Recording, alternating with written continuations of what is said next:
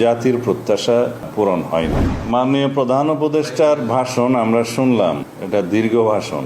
সেই ভাষণে অনেক কিছু তিনি উল্লেখ করেছেন, এই সরকারের কৃতিত্ব এবং কর্মকাণ্ড, ভবিষ্যতে কি করতে চান ইত্যাদি। তার ফাঁকে এক পর্যায়ে তিনি জাতীয় সংসদ নির্বাচনের একটা সুনির্দিষ্ট সময় ঘোষণা করেছেন। আগামী বছরের এপ্রিলের প্রথমার্ধে যে কোনো দিন জাতীয় সংসদ নির্বাচন অনুষ্ঠিত হতে পারে। এই বিষয়ে আমাদের প্রতিক্রিয়া হচ্ছে যে জাতির প্রত্যাশা পূরণ হয়নি। তিনি বাংলাদেশের সকল রাজনৈতিক দলের মধ্যে বিএনপি সহ আমাদের সমমনা এবং যুগপৎ আন্দোলনে যারা শরিক ছিলেন তারা সহ গণতান্ত্রিক রাজনৈতিক শক্তিসমূহের অধিকাংশ দল, 50-এরও অধিক দল ডিসেম্বরের মধ্যেই নির্বাচনের দাবি জানিয়ে আসছিলেন দীর্ঘদিন থেকে। আমরা যৌক্তিকভাবে ডিসেম্বরের ভিতরেই নির্বাচন অনুষ্ঠানের জন্য আমাদের বক্তব্য সবসময় উপস্থাপন করেছি, যুক্তি সহকারে এবং বিভিন্ন কারণ দেখিয়ে।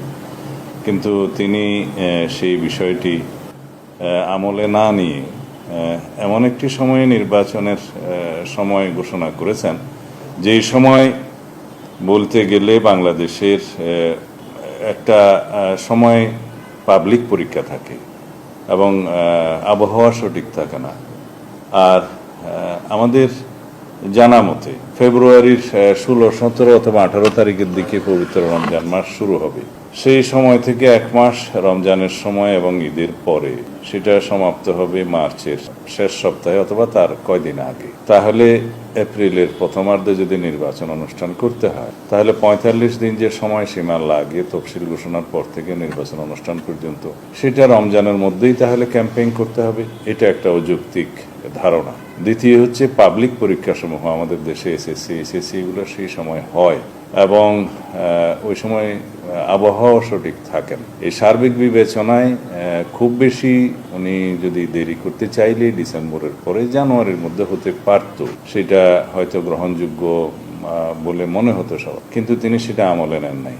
উপরন্তু আরও একটি বিষয় আছে, এই আবহাওয়ার বিষয়, পাবলিক পরীক্ষার বিষয়, রমজানের বিষয়, এগুলো বাদ দিলেও একটা সরকার তার দায়িত্ব নেওয়ার পরে 1 মাসের ভিতরে তো জাতীয় বাজেট প্রণয়ন করতে পারে না। আর আমাদের অনেক বেশি প্রতিশ্রুতি আছে। অনেক বেশি বিষয় বিবেচনায় নিয়ে আমরা বলেছিলাম আমাদের দলের পক্ষ থেকে এবং আমাদের সাথে যারা যুগপৎ আন্দোলনে শরিক ছিলেন, ফ্যাসিবাদ বিরোধী গণতান্ত্রিক আন্দোলনের সমমনা দল, এর বাইরেও অনেক দলের পক্ষ থেকে তারা এই প্রস্তাব দিয়েছিলেন যে ডিসেম্বরের ভিতরেই নির্বাচন অনুষ্ঠান করা সম্ভব।